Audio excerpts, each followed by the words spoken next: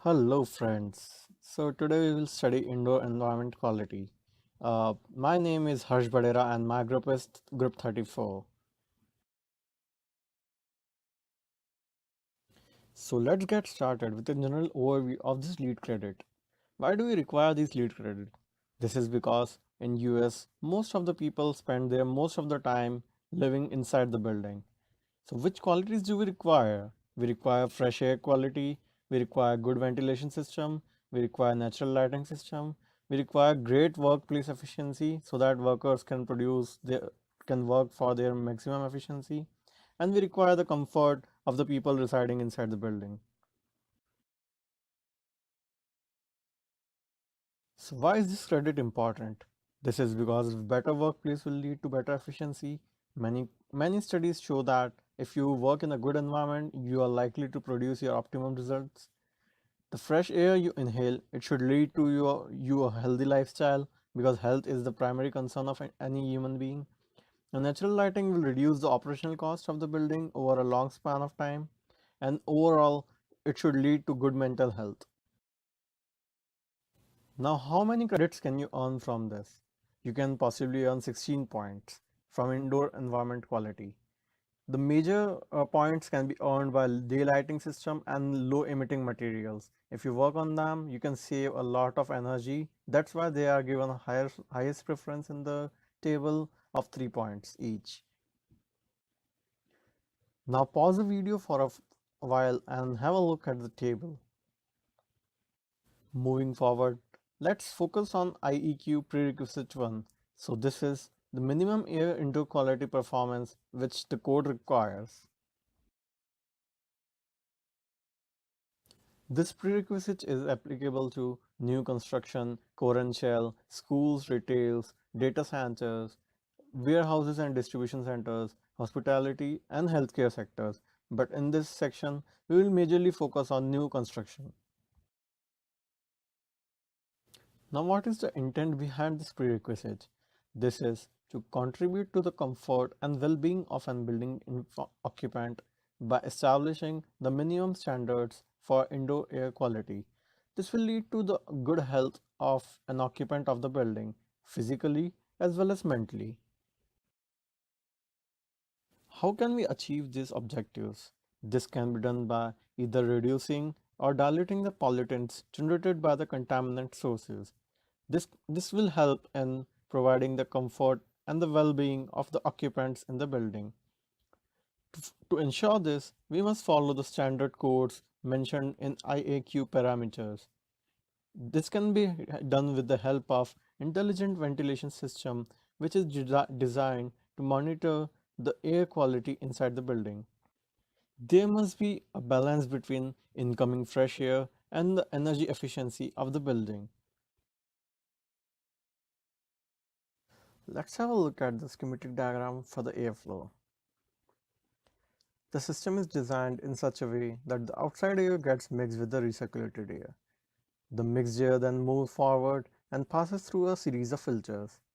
After getting purified, this filtered air passes through the coil where it gets hot and cold according to the use of the building. It then got supplied through the series of fans into individual open space or room. Each open space or room have the individual damper. This is in order to maintain the humidity inside the room. Once the air is used, then it gets recirculated again, and some part of air goes through the recirculation part and another part is going to the exhaust part. The exhausted air is released in the atmosphere. This is how the circulation of air continues inside the building. The ventilation spaces can be classified into two types: mechanical ventilated spaces and natural ventilated spaces. For mechanical ventilated spaces, we have two options. For the projects inside the United States, we follow the code named ASHRAE standard 62.1 2010 or local equivalent, whichever is more stringent. ASHRAE stands for American Society of Heating, Refrigerating and Air Conditioning Engineers. For projects outside the United States, we follow the standard EN codes. For natural ventilated spaces, the building must follow the natural ventilation procedure mentioned in ASHRAE standard 62.1 and 2010. Natural ventilation procedure is being mentioned in the form of flow diagram in CSI BSA applications. Now once the ventilation system has been established, we need to monitor the system. For mechanical ventilated spaces, variable airflow volume systems or constant airflow volume systems may be used. In variable airflow volume system, we provide the direct outdoor airflow measurement device capable of measuring the minimum outdoor air intake flow. In constant volume systems, we balance the outdoor airflow to design the minimum outdoor airflow rate as defined in the codes. For naturally ventilated spaces, we provide the direct exhaust airflow measurement device for measuring the exhausted air. This device should have the precision of 90%. In order to monitor the carbon dioxide concentrations, we put the several devices on each entrance and exits of the building. It should be within the thermal zone. We also provide automatic indication devices at all the natural ventilation openings to meet the minimum opening requirements.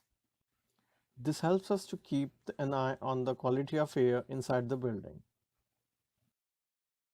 Now let's analyze the step-by-step procedure of how do we achieve the LEED credits. Firstly, we will have to evaluate the outdoor air quality.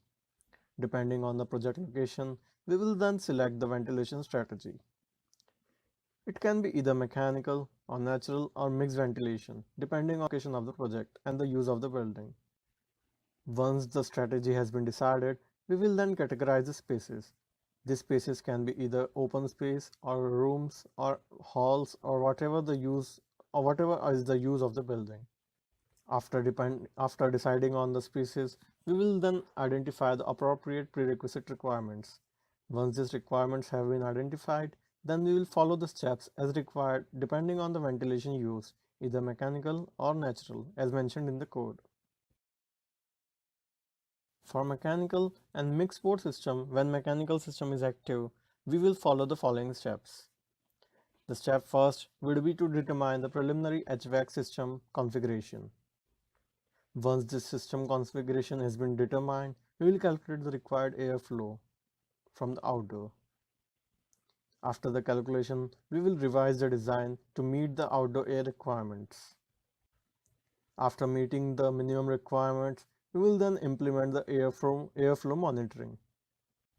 This will help us to keep the air fresh inside the building and also help us in monitoring the system. For natural ventilation system or mixed mode ventilation system when mechanical is inactive, we will follow the following steps. First step is to confirm the natural ventilation effectiveness. This is the most important step. After the effectiveness has been calculated, we will then identify the ceiling heights and natural ventilation openings.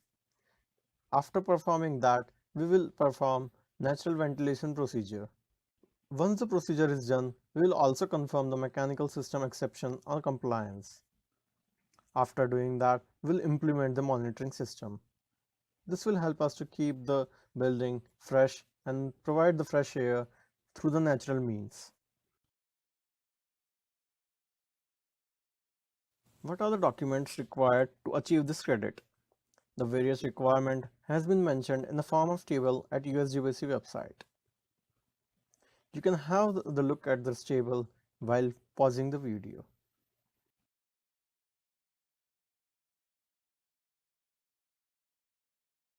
Thank you so much for watching this video, and if you have any question, please email the TAs.